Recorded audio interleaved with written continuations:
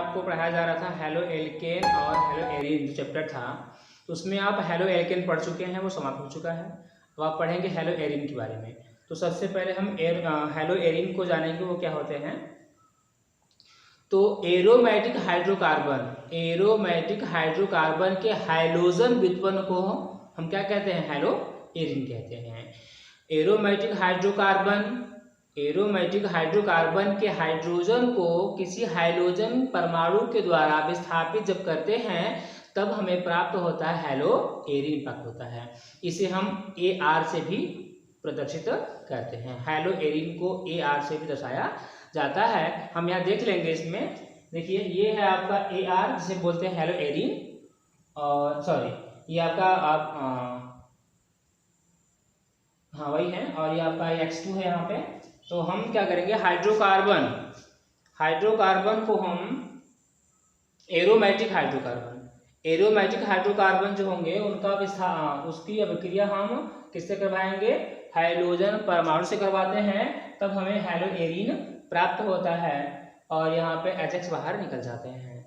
तो हम इसको आपको इस रूप में दिखाए हैं, हम इसको दूसरे रूप में आपको दिखाते हैं। ये आपका हो जाएगा बेंजीन रिंग हो जाएंगे, यहाँ पे ये आपका हाइड्रोजन होंगे, और हम यहाँ पे ले लेंगे कोई भी हैलोजन। तो यहाँ पे ले लेंगे Cl2, और यहाँ पे आपका हो जाएगा, देखिए Cl2 ऐसा है तो हम इसको ऐसे भी कर सकते हैं, Cl बॉन्ड Cl, चूंकि दो हैं तो ये कह रहा है कि हाइड्रोजन के द्वारा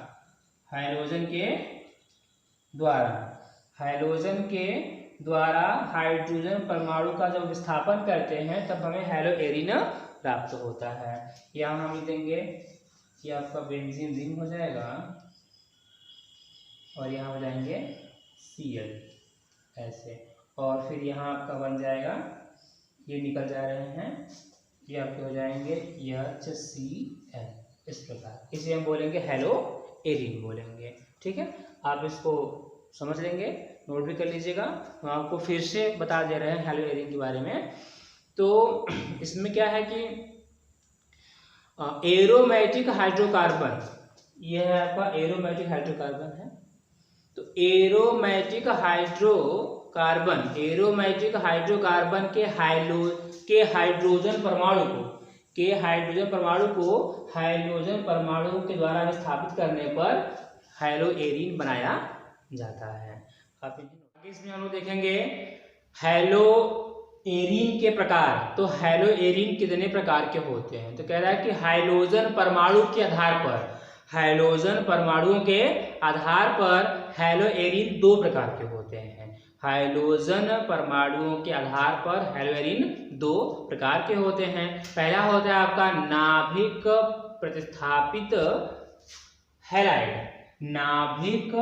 प्रतिस्थापित हैलाइड पहला वाला है, और दूसरा होता है पार्श्व श्रृंखला प्रतिस्थापित हैलाइड हो जाएंगे। तो हम पहले आपको इनको बताएंगे कि ये क्या होते हैं। ठीक है, तो कह रहा है कि वे यौगिक जिनमें हाइड्रोजन परमाणु सीधे बेंजीन से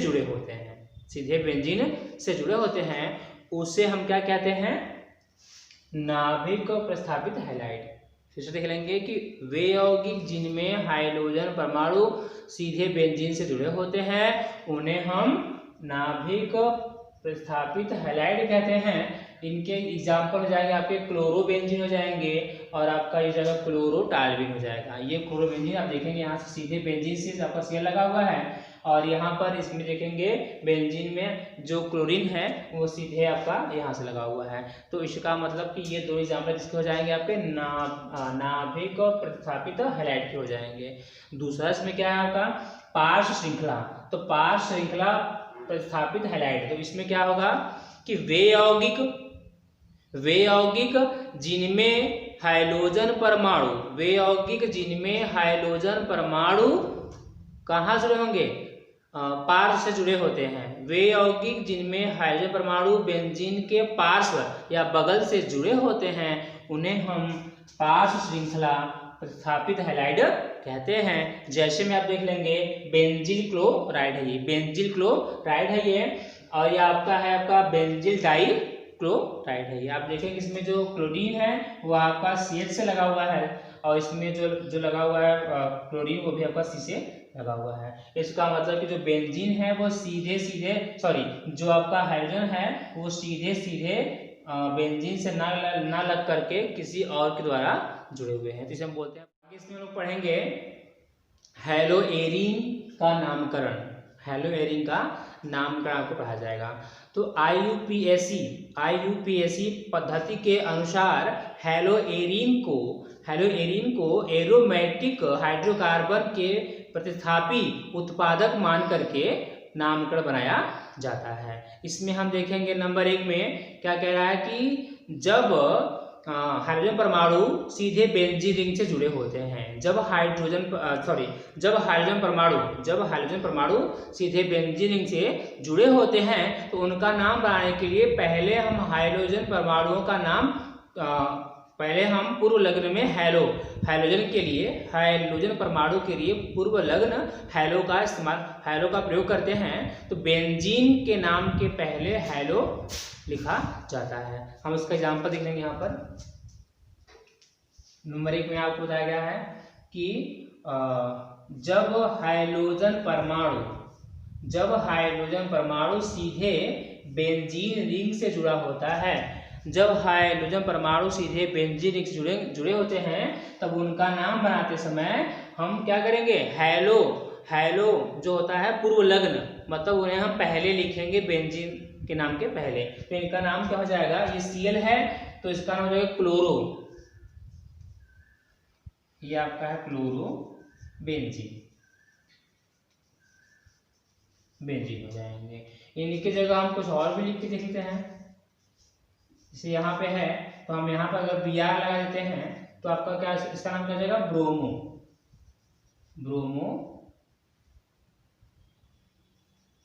बेंजीन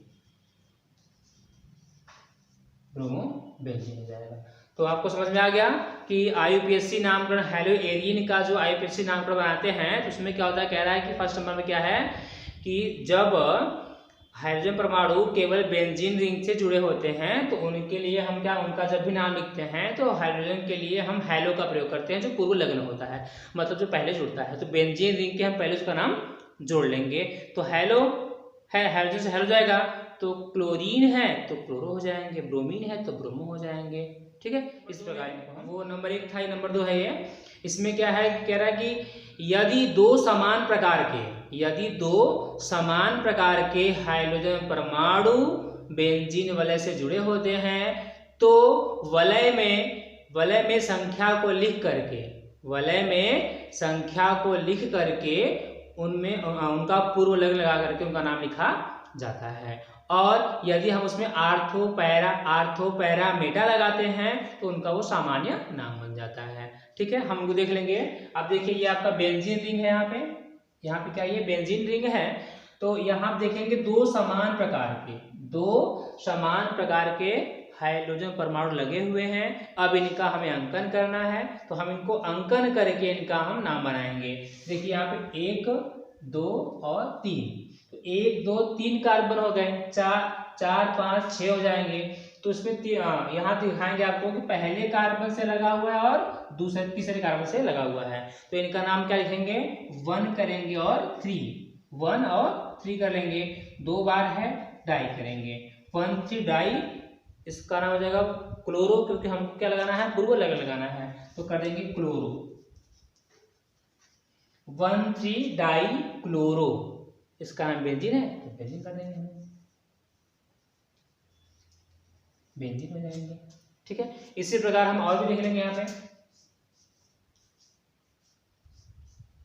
यहाँ हम लगा देते हैं, चलिए लगा देते हैं Br यहाँ पर भी और यहाँ पर भी Br को लगा दे रहे हैं। ठीक है, अब हम इनका अंकन करेंगे, तो इनका भी अंकन करेंगे ना। 1 कार्बन 2 कार्बन 3 कार्बन 4 कार्बन 5 और 6 कार्बन। तो पहले और दूसरे से क्या लगा हुआ है, ब्रोमीन, इसका नाम हो जाएगा 1,2 die bromo, 1,2 die bromo benzene.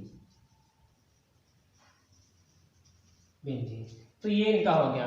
तो तो ये किस प्रकार वाले हो जाएंगे, कह रहा है कि दो समान प्रकार के, यदि दो समान प्रकार के हाइड्रोजन परमाणु बेंजीन रिंग से जुड़े होते हैं तो उनमें बेंजीन में हम क्या करेंगे, उनके वलय में हम उनका अंकन, उनकी संख्या को दर्शा करके उनका पूर्वलग्न लगा करके उनका नाम लिखते हैं। ये तो हो गया। अब जो तीसरा है पॉइंट इसका, उसमें क्या कह रहा है कि यदि असमान प्रकार के, ये तो समान प्रकार हो जाएंगे ना, तो कह रहा है कि यदि असमान प्रकार के हाइड्रोजन परमाणु बेंजीन रिंग से जुड़े होंगे तो उनका नाम कैसे लिखेंगे ना, तो यदि असमान प्रकार के हाइड्रोजन परमाणु बेंजीन रिंग से जुड़े होते हैं तो उनके वलय में हम उनका अंकन करते हैं, लेकिन उनका अंकन हम वर्णमाला के अनुसार करते हैं, अल्फाबेट के अनुसार करते हैं। तो अल्फाबेट में जिनका नाम पहले आता है, पहले वर्ड से आते हैं तो उनका नाम ऐसे लिखते हैं, जैसे कि A B C, C का मतलब हो जाएगा क्लोरो, सॉरी A B का मतलब ब्रोमो हो जाता है, C का मतलब क्लोरो हो जाएगा, I आएंगे तो आइडो हो जाएगा, ठीक है। तो A B C करके आएंगे तो जिनका नाम पहले आता है उनका नाम हम पहले लिखते हैं। तो हम एक बार फिर से देख लेंगे नंबर 3 वाले में, इसमें क्या आपको बता रहा है कि यदि असमान प्रकार के हाइड्रोजन परमाणु बेंजीन रिंग से जुड़े होते हैं तो उनका नाम हम बेंजीन वलय में अंकन करेंगे पहले, और अंकन करेंगे और वो भी वर्णमाला के अनुसार उनका अंकन करते हैं। तो वर्णमाला में जो पहले आएंगे उनका अंकन वहां से करते हुए उनके नाम को हम लिख देंगे। उनको आपको दिखा दें यहाँ पे। तो देखिए ये है आपका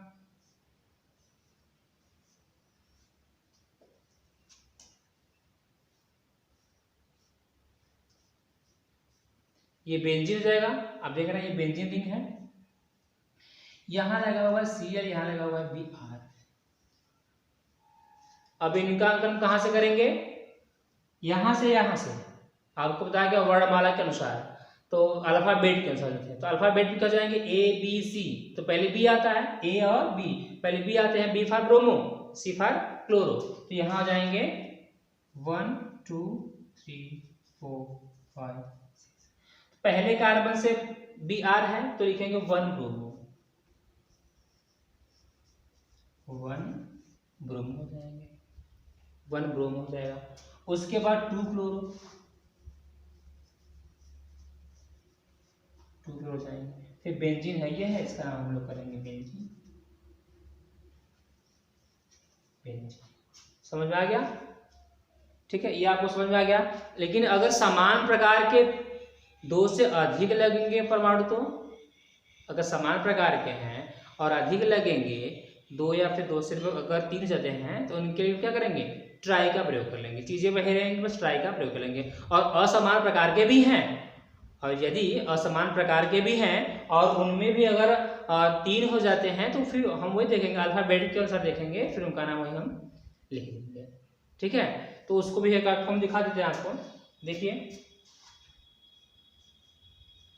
जैसे ये हो गया, यहाँ भी मैंने लगा दिया Br, फिर यहाँ मैंने किया Br, फिर यहाँ मैंने कर लिया Br।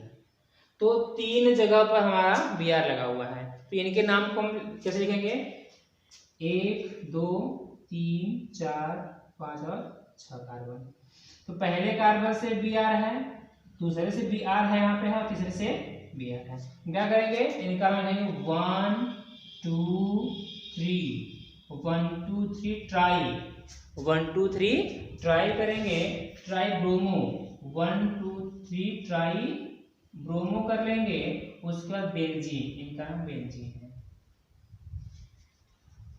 ऐसे नोट कर लेंगे। इस प्रकार ये आपका हो जाएगा। तो आपको ये नामकरण समझ में आ गया, आप इनको नोट कर लीजिएगा। जो आपको नहीं समझ में आता है, फिर और भी एग्जाम्पल्स होते हैं आपकी बुक वगैरह में, अगर आपको वहाँ पे नहीं समझ में आता है तो आप कमेंट में कमेंट कर दीजिएगा कि हमें नहीं आ रहा है, तो उसका आंसर आपको दे दिया जाएगा। आप इनको बता दीजिए। इसमें हम लोग आगे देखेंगे हेलो एरीन में C बॉन्ड X बंध की प्रकृति। हेलो एरीन में C बॉन्ड X बंध की प्रकृति क्या होती है, तो कह रहा है कि यह बंध हेलो एल्केन में C बॉन्ड X, यह बंध हेलो एल्केन में C बॉन्ड X आबंध की अपेक्षा काफी प्रबलतम होते हैं। काफी प्रबलतम होते हैं, इनका विदलन करना काफी कठिन होता है। इनको तोड़ना या फिर इनका विदलन करना काफी कठिन होता है, जिनके मुख्य कारण होते हैं। इसमें कारण नंबर 1 क्या है आपका? अनुनाद है। ये क्या है? अनुनाद है।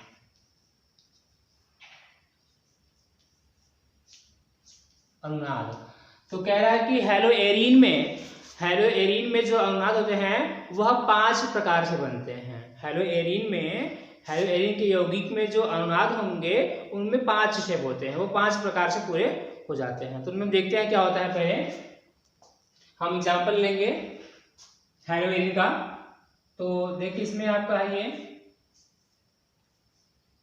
नंबर 1 में यहाँ आपका है X है, और इनमें आपके ये हैं, मतलब इलेक्ट्रॉन रहते हैं ना,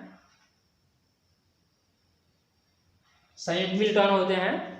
तो संयुग्मी इलेक्ट्रॉन के कारण जो इनमें अनुनाद संरचना होती है वो 5 बन जाते हैं इसमें।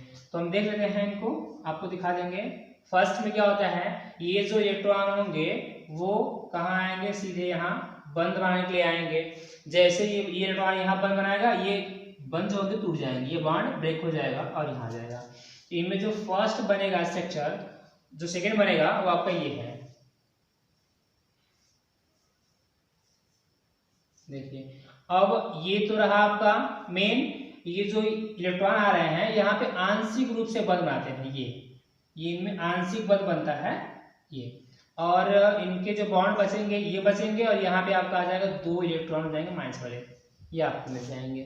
ठीक है, फिर अब इसमें क्या होगा, तो ये जो इलेक्ट्रॉन होंगे वो सीधे यहाँ आएंगे बंध बनाने के लिए, और ये बंध टूट करके यहाँ आ जाएगा। तो इसमें क्या होंगे देखेंगे लोग, जब अब ये स्ट्रक्चर आपका इस रूप में आ जाएगा, ये दोनों इलेक्ट्रॉन मिल करके यहाँ बंध बना लेंगे, और यहाँ पे आपका ये आ जाएंगे माइनस वाले, और यहाँ आपका ये है, फिर आपको यहाँ आपका प्लस रहेगा इसमें। ठीक है, तो यक्स यहाँ प्लस रहेंगे और ये आपका आंशिक बन जाएगा। तो 1 2 3 हो गए से। हम इसका चौथा देखते हैं क्या बनता है यहाँ पे। अब ये इलेक्ट्रॉन जो होंगे यहाँ आएंगे बंध के लिए, और ये टूट करके यहाँ आ जाएंगे। तो देखेंगे जैसा वहां पे वैसे यहाँ करेंगे लोग। क्या कह रहा है, यहाँ बंद है और यहाँ पे आपका x है जो प्लस में है, तो ये आंशिक बंद है ये। और अब क्या कह रहा है कि यहाँ पे माइनस, यहाँ पे भी आपका माइनस था, तो ये वाले यहाँ आ गए, यहाँ बन जाएगा, बॉन्ड बन जाएगा, और यहाँ पे आपके 2 हो जाएंगे ये माइनस वाले। ठीक है, अब क्या करेंगे हम, ये वाला जो है ये यहाँ पे आ जाएंगे बंद बनाने के लिए, और फिर से ये ब्रेक होकर के अपना जगह अपने स्थान पर ये आ जाएंगे। फिर यहाँ क्या बन जाएगा, आपका स्ट्रक्चर जाएगा ये इस प्रकार, यहाँ आपके बन जाएंगे एक्स ये वाले। तो आपका मेन यहाँ पे बन गया है। तो अब क्या कह रहा है कि इनमें जो बने हुए हैं बंध पूरा एक सर्कल हो जाता है, दिखाते हैं आपको।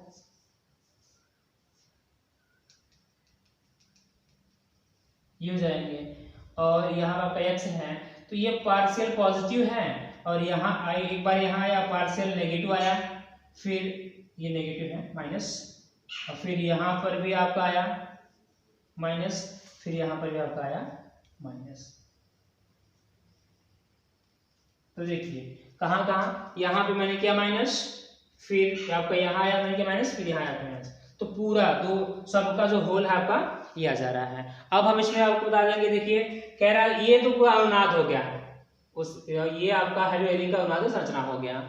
तो इन्हीं के कारण क्या होता है, कह रहा है कि इन्हीं के कारण जो इनमें सी बॉन्ड एक्स होते हैं वो काफी प्रबल होते हैं, उनको तोड़ने में काफी ज्यादा ऊर्जा लगती है। तो यहाँ आप देखेंगे सी बॉन्ड एक्स यहाँ पे है, तो कह रहा है कि सी बॉन्ड एक्स पहले से लिखेंगे, इसमें देखेंगे नंबर 1, ये नंबर 1 है, नंबर 2, नंबर 3, 4, 5 इसमें स्ट्रक्चर बने हुए हैं।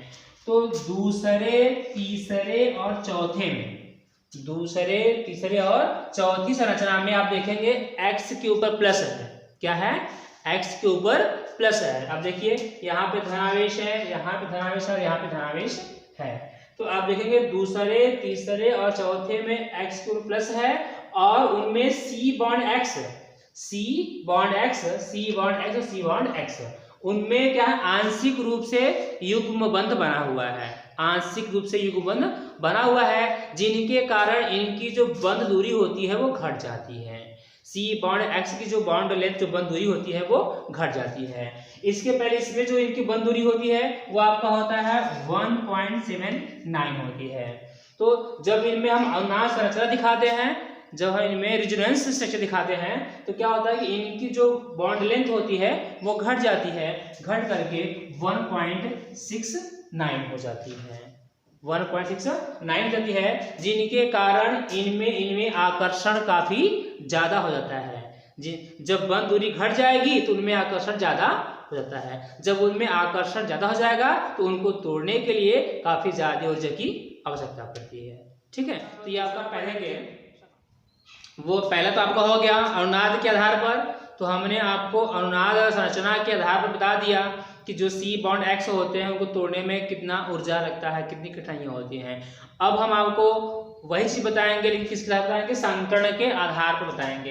यहाँ कह रहे हैं कि C बॉन्ड नंबर 2 है ये अपना C बॉन्ड X आबंध के कार्बन परमाणु पर कार्बन परमाणु की संकर्ण अवस्था। तो इस पे आपको एल्केन और एरीन दोनों को आपको इसमें बताया जाएगा, हेलो एल्केन और हेलो एरीन को दोनों बताया जाएगा।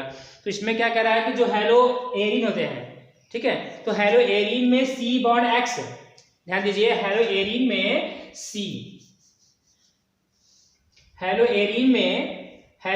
में C बॉन्ड X जो होते हैं, C बॉन्ड X के कार्बन पर sp2 संकरण होता है। कितना होता है, sp2 संकरण होता है, जिसमें यश के जो लक्षण होते हैं, जिसमें यश का जो होता है कैरेक्टर जो लक्षण होते हैं वह 33.3% होता है। कितना होता है, 33.3% होते हैं। तो इसे देखिएगा क्या कह रहा है कि हेलो एरीन में carbon C bond X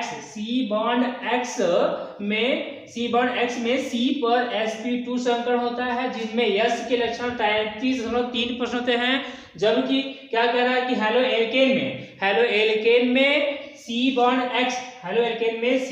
X के C कार्बन पर, मतलब कार्बन पर क्या होंगे, sp3 संकरण होता है, sp3 संकरण होता है, जिसमें यश के लक्षण कितने होते हैं, 25% होते हैं, जिसमें यश के लक्षण 25% होते हैं। तो इस आधार पे क्या हो जाएगा कि हेलो एरीन में यश के लक्षण अधिक हैं, और हेलो एरीन की जो कार्बन होते हैं वह अधिक विद्युतीय होते हैं, या फिर अधिक ऋणात्मक होते हैं। इनके कार्बन अधिक ऋणात्मक हो जाते हैं, जिनके कारण ये अपने इलेक्ट्रॉनों को काफी दृढ़ता से बांधे होते हैं, काफी मजबूती से इसको बांधे रहते हैं, ठीक है, और इनका विदलन करना काफी कठिन होता है।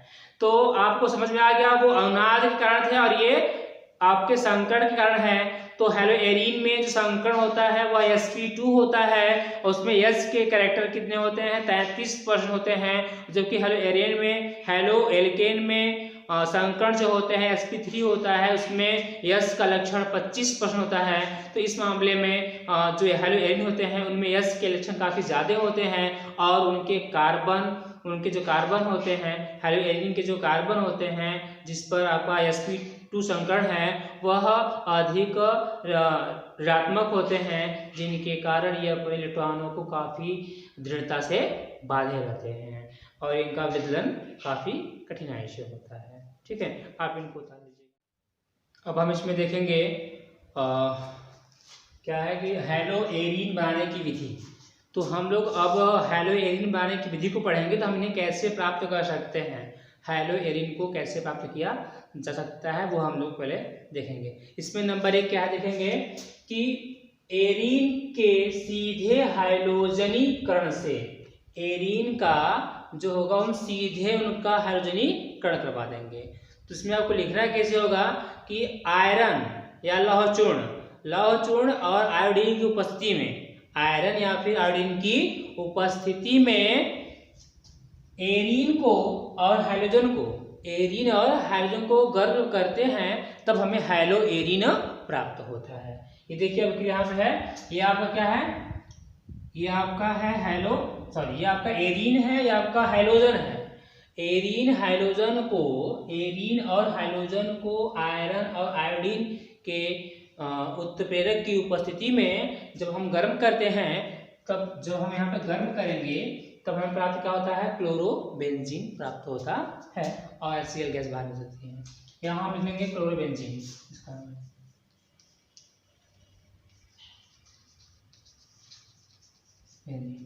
ये नंबर 1 हो गया। दूसरा हम इसको देखेंगे क्या होगा इसमें, फिनॉल।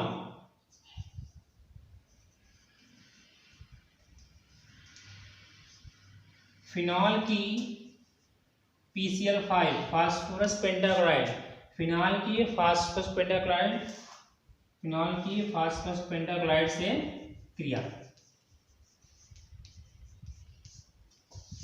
जब हम फिनॉल की फास्फोरस पेंटाक्लोराइड से अभिक्रिया करवाते हैं तब हमें क्लोरोबेंजीन प्राप्त होता है। उसको हम देखेंगे यहाँ पर, देखिए ये है फिनॉल,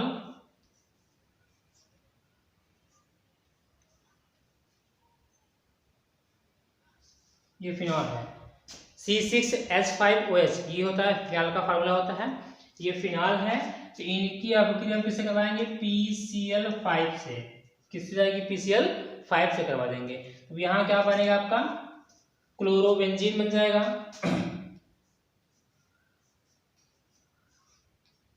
यहाँ हो जाएंगे Cl हो जाएगा।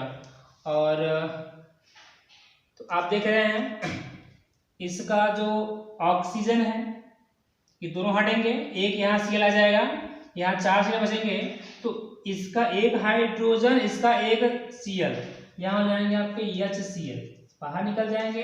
अब क्या बचेगा, P बच रहा है, हम यहाँ P लिख देंगे, O बच रहा है, O लिख देंगे।